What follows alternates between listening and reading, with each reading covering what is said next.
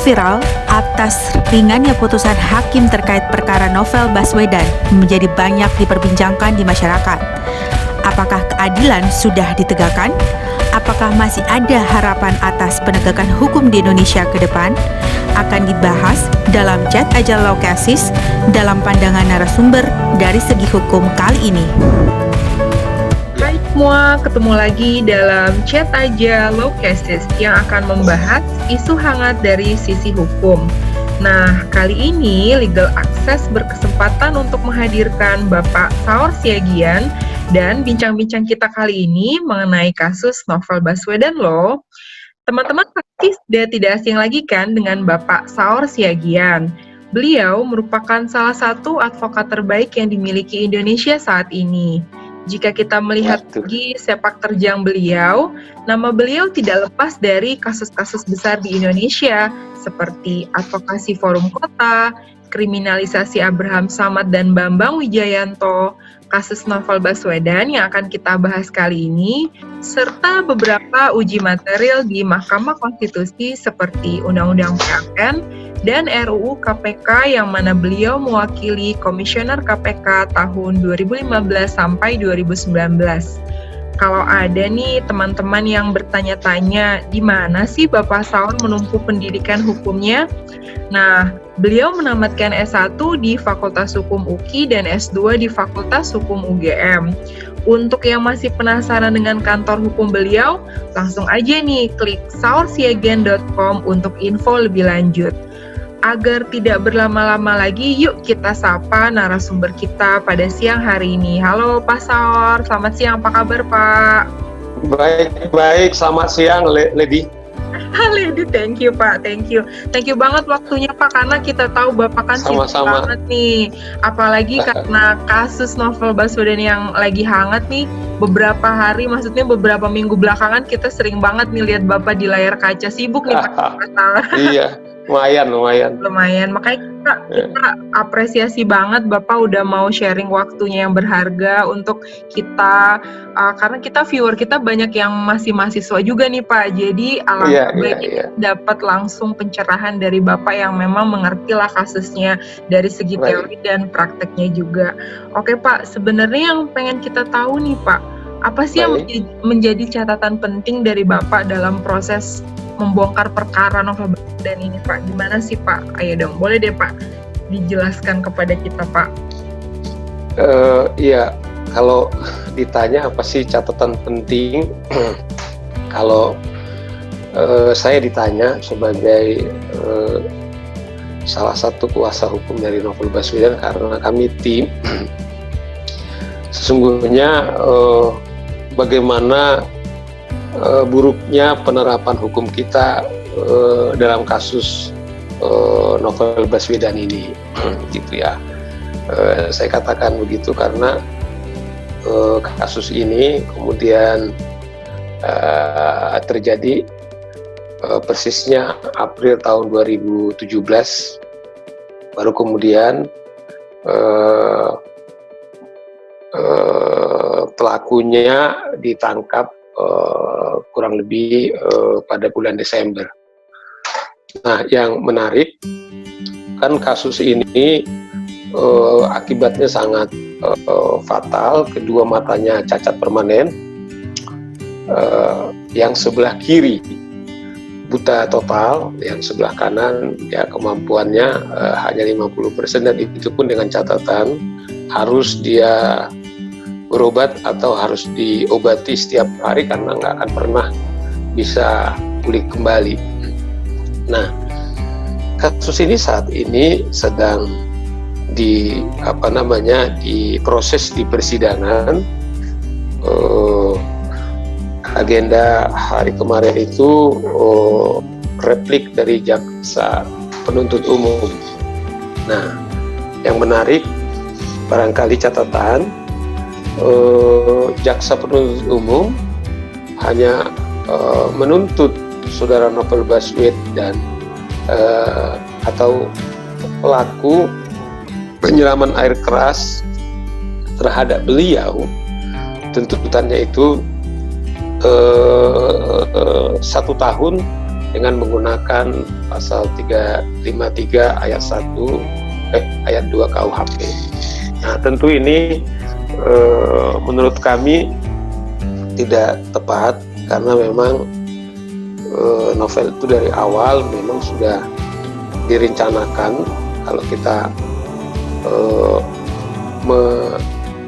refer kepada hasil rekomendasi tim pencari fakta gabungan yang dibentuk oleh kepolisian bersama dengan tim pakar, kemudian juga para pelaku atau penggiat HAM, juga ada unsur KPK di sana.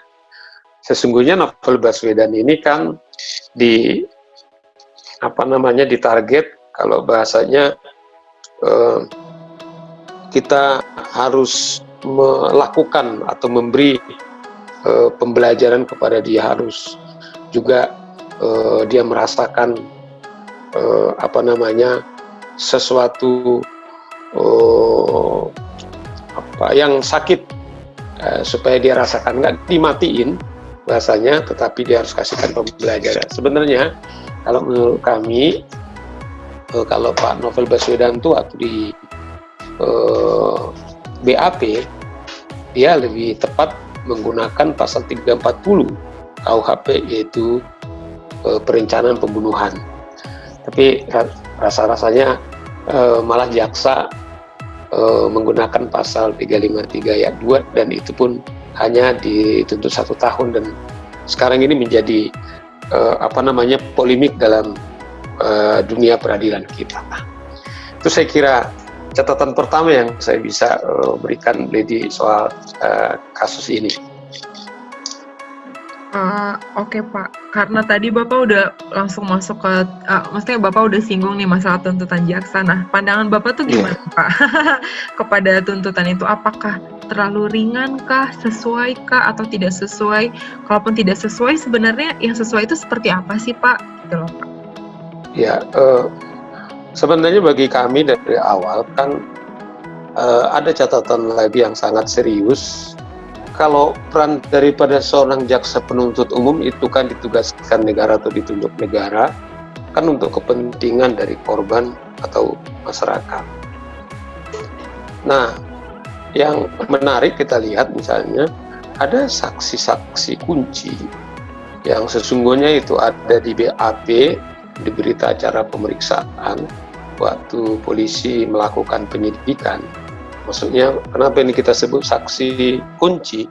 Yang orang melihat, kemudian ketika penyerang air keras kepada novel itu sesungguhnya 2 hari atau 3 hari sebelumnya sudah dia ada di TKP. Nah, ada kurang lebih 3 orang yang persis dia tahu, bahkan pernah juga bertemu dengan pelaku tersebut. Namun ini tidak pernah dihadirkan di persidangan, dan karena kami fungsi atau korban itu diwakili jaksa penuntut umum, kalau pengacara korban kan lebih banyak adalah pendampingan dan juga memberikan semacam nasihat hukum gitu ya. Nah, yang heran bahwa jaksa tidak pernah menghadirkan orang-orang ini. Namun karena kami juga memantau persidangan secara proaktif, kita menyurati pengadilan. Tapi pengadilan sendiri tidak pernah memanggil orang-orang yang kita juga sebutkan.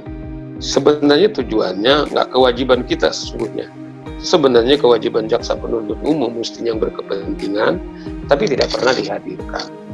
Nah, kami khawatir belum lagi misalnya gini, agak satu menarik karena ini banyak juga rekan-rekan mahasiswa, ada juga yang sangat janggal dalam sistem peradilan kita ini, sistem peradilan pidana kita. Ada yang dikenal namanya criminal justice system. Maksudnya adalah proses persidangan pidana itu adalah satu terpadu. Ya. Dalam arti mulai dari penyelidikan, kemudian penuntutan, kemudian pemeriksaan di pengadilan sampai dengan putusan.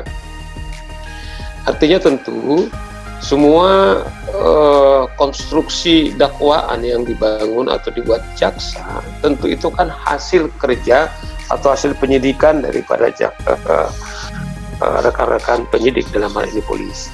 Artinya adalah satu perkara tidak akan pernah P21 atau diserahkan kepada jaksa kalau buktinya tidak cukup. Nah, yang menarik, saya pikir ini belum pernah berlaku di pengadilan. Ketika kasus ini kemudian sudah di tahap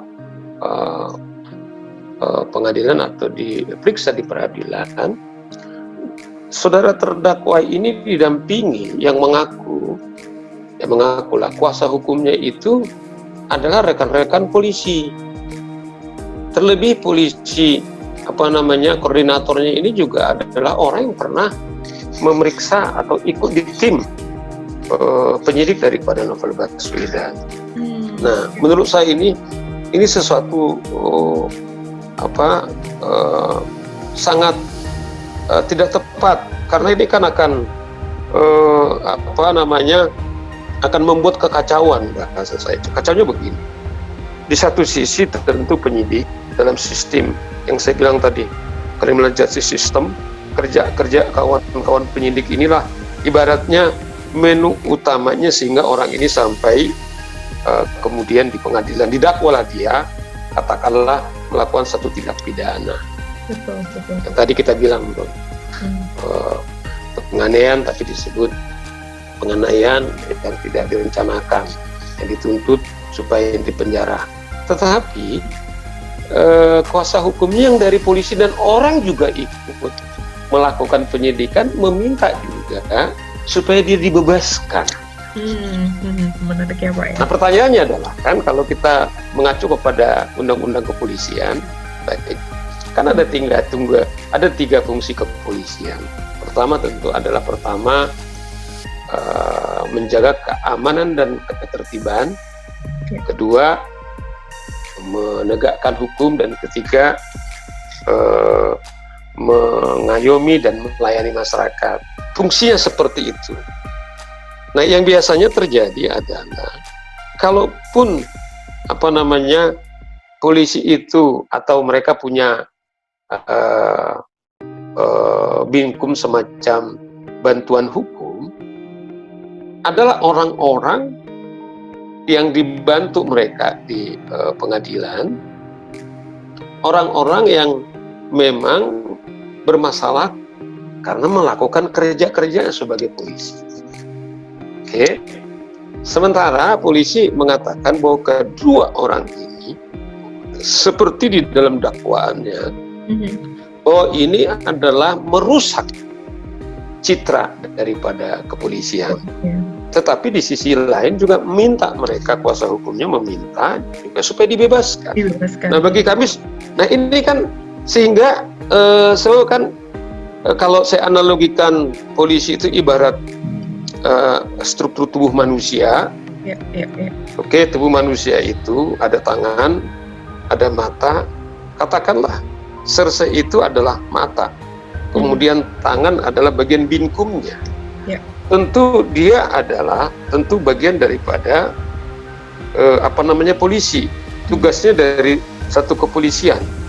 Oke, dari satu polisi. Katakanlah polisi itu punya pimpinan namanya kepala kepolisian. Nah, kemudian memberikan tugas. Nah, sekarang bagaimana kemudian yang mata kemudian menafikan kerjaan tangan, itu kan menjadi kekacauan.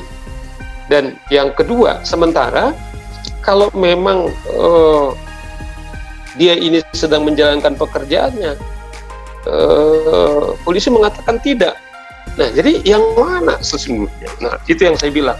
Kalau memang konsisten polisi membantu orang-orang yang bermasalah, saya pernah bilang begini di salah satu media, mestinya setiap polisi yang melakukan tindak pidana kejahatan apakah itu katakanlah pembunuhan, pemerkosaan, atau tindak pidana korupsi apapun, kalau dia konsisten, dia juga harus melakukan pembelaan. Nah, kalau ini terjadi, berarti polisi bukan lagi polisi nasional, artinya derajatnya sudah berubah. Kalau menurut saya, tim pembela pelakukan atau kejahatan kepolisian. Betul, Pak. Nah, sekarang pertanyaannya adalah mengapa dalam tradisi polisi yang umurnya sekian puluh tahun tidak pernah kemudian melakukan pembelaan seperti itu yang merusak citra kepolisian? Mengapa kasus penyerangan kepada saudara Novel Baswedan kemudian diberikan pembelaan? Nggak tanggung-tanggung loh, Lady, bahwa yang membela ini seorang yang hanya berpangkat Bribka, dan Bribda maksud saya, sangat rendah sekali, dibela oleh Irjen, Inspektur Jenderal Bintang, artinya dia adalah Jenderal Bintang 2. Iya. Saya tidak tahu. Nah, itu menurut saya, loh, kenapa polisi tidak terbuka aja? Kami yang menyuruh dia. Makanya kami membela dia. Tapi polisi tidak pernah mengatakan. Itulah menurut kami satu catatan-catatan. Menurut kami sangat merusak sendi-sendi peradilan kita. Nah, makanya dari awal keraguan kami meminta sebenarnya dari awal supaya dibentuk tim independen pencari fakta yang langsung bertanggung jawab kepada Presiden. Kami tidak suzon. Ternyata apa usul kami itu terjawab dengan sekarang ini. Jadi kekacauan yang sangat luar biasa. Artinya adalah ternyata polisi itu tidak bisa independen karena diduga menyangkut keterlibatan daripada anggota-anggota kepolisian. Itu tambahan catatan-catatannya. Betul, Pak. Terus kalau misalnya kita bicara soal penyiraman air keras nih, Pak, kan kasus-kasus penyiraman air keras sebenarnya nggak sekali dua kali, adalah banyak kasus-kasus ya, Pak ya. Cuman kok yang kasus sekarang sangat ringan gitu ya, Pak, hukumannya. Sedangkan kalau kita bicara penyiraman air keras yang lain-lain sepertinya lebih berat. Sebenarnya apa sih, Pak, yang jadi kalau menurut Bapak nih, apa sih yang jadi pertimbangan kenapa tuntutannya sangat rendah sekali gitu, Pak, untuk penyiraman air keras yang kali ini quote unquote, Pak? Nah, itu dia, kan itu juga pertanyaan bagi kami tim kuasa hukum. Iya. Karena sistem peradilan kita, sistem hukum kita itu jaksa itu adalah satu. Itu prinsipnya. Apakah dia jaksa di Jakarta atau di Bekasi atau di mana, itu satu. Nah, tentu tadi ada beberapa contoh yang dibuat Lady dalam kasus-kasus penyiraman yang keras. Rata-rata tuntutannya ada maksimal lah, digunakan pasal 355 KUHP gitu ya, yang ancaman hukumnya itu 12 tahun dan beberapa kasus ya memang putusannya tidak ada yang 10 tahun, semuanya itu 10 tahun ke atas. Nah, pertanyaannya adalah tadi dimulai mengapa kasus penyiraman kekerasan, dan itu juga relasinya yang terjadi, ada beberapa catatan kami, hubungan suami istri itu adalah 12 tahun, bukan satu. Jadi saya kira beberapa kasus. Nah, mengapa misalnya dalam kasus Novel Baswedan seperti ini? Nah, dasar itulah kita mengatakan dari awal bahwa kami terkesan peradilan ini sekedar apa ya, formal saja, karena memang sedemikian berat tuntutan masyarakat agar penyiraman terhadap Novel Baswedan itu segera ditangkap. Nah, kemudian kemudian ini dilakukan. Nah, kami khawatir dari jejak rekam atau dari pemantauan kami ketika kasus ini disidangkan, kami melihat bahwa peran jaksa penuntut ini bukan berusaha membongkar kasus ini agar ditemukan sesungguhnya siapa pelaku yang sebenarnya. Malah kesan kami akhirnya kami bilang begini, malah jaksa penuntut umum terkesan berhasil atau menutup-nutupi. Bagaimana caranya menutup-nutupi agar pelaku penyerangan Novel Baswedan itu tidak ditemukan. Akhirnya kami berkesimpulan seperti itu, jadi antitesis atau berlawanan dari sesungguhnya peran hakikat dari fungsi atau tugas daripada kejaksaan. Itu yang saya bilang, saksi-saksi kunci nggak dipanggil, nggak pernah kemudian kita juga termasuk Surati nggak pernah. Nah, malah kami berkesan ya, sehingga kami mengatakan peradilan ini semacam peradilan atau sandiwara, atau peradilan yang dilakukan oleh polisi dan jaksa ini sebenarnya seperti sandiwara saja, seakan-akan sudah disidangkan, padahal sesungguhnya hanya mainan-mainan saja. Itu akhirnya tim kami berkesimpulan, Lady. Betul, Pak. Karena kan memang ada sebenarnya satu statement Pak Novel yang cukup viral juga, Pak. Dia bilang, ini karena kesannya sandiwara, ya sudahlah bebaskan saja, toh kayaknya dia karena nggak mendapatkan keadilan yang sesungguhnya, ya buat apa kalau cuma sandiwara, bebaskan saja. Kalau menurut Bapak sendiri gimana tuh Pak statement itu? Ya, statement itu sebenarnya, Lydia, adalah menantang kita semua. Betul, setuju sih Pak, setuju. Novel ngomong sama saya gini, Lydia, sebenarnya saya kadang merinding. Bang, katanya, andaikan pun terdakwa ini diancam mati misalnya, nggak akan pernah mengembalikan dua mata saya gitu. Betul. Jadi bagi saya sebenarnya juga dibebaskan juga tidak akan juga kemudian mata saya juga akan kembali fungsi-fungsinya gitu. Betul. Tetapi dia bilang begini, serangan yang terjadi kepada saya kan nggak sekali. Serangan kepada saya pribadi ketika menjalankan sebagai petugas KPK itu puluhan. Motor saya ada 3 kali ditabrak. Mobil saya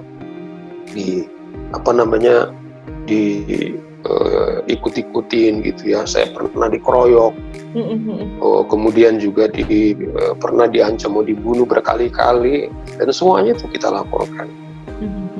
Tetapi nggak pernah dilanjutkan. Nah, bagi saya tidak lagi soal kepentingan pribadi saya. Iya betul. Tapi bagaimana nanti nasib para penegak hukum, atau nasib orang-orang lain yang berkaitan atau menghadapi atau kasus-kasus seperti ini gitu loh. Nah, apakah kita masih sungguh-sungguh sih mau memberantas korupsi dengan serius gitu loh.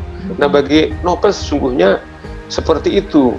Nah, kalau yang terjadi sama saya seperti ini, apakah ada jaminan bahwa orang lain juga tidak melakukan yang sama? Nah, itulah dasarnya kemudian, karena memang dia merasa ketika dakwaan dibacakan, kita minta dakwaan nggak pernah dikasih polisi, dikasih jaksa gitu kan. Kemudian sebagai orang korban, kemudian dia menyuarakan ini. Ya.